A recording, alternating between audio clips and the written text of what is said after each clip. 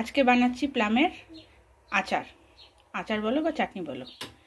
তো এগুলোকে আমি এখানে কেটে নিয়েছি, ধুয়ে পরিষ্কার করে ছোট ছোট পিস করে কেটে নিয়েছি। এবার কড়াইতে খানিকটা সর্ষের তেল দিয়ে দিয়েছি, এটা গরম হয়ে গেছে।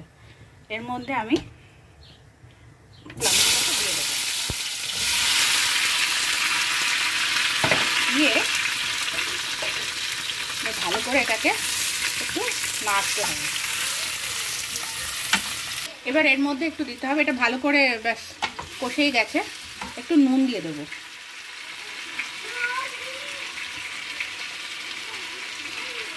হলুদটা আমি দেবো না, নেড়ে আমি একটু ঢাকা দিয়ে দেবো।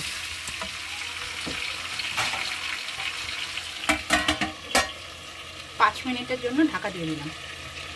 এবার দেখা যাক কতটা হয়েছে। অনেকটাই জল বেরিয়েছে, এটা বেশ মজেও গেছে। এবার এর মধ্যে দিয়ে দেবো বেশ খানিকটা চিনি।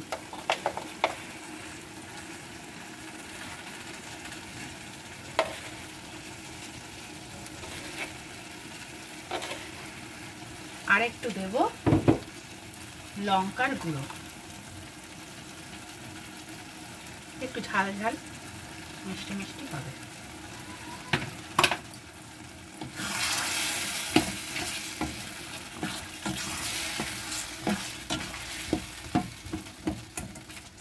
আবার কিছুক্ষণের জন্য এটাকে আমি আবার ঢাকা দিয়ে দেবো। এবার দেখি কতটা হয়ে গেছে, হয়েই এসছে হবে,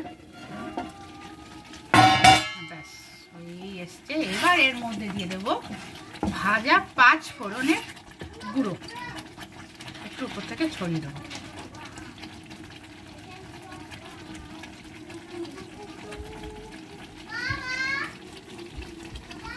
সেটা এখন হয়ে গেছে, এটাকে এখন আমি নামিয়ে দেবো। গ্যাসটা বন্ধ করে দিই।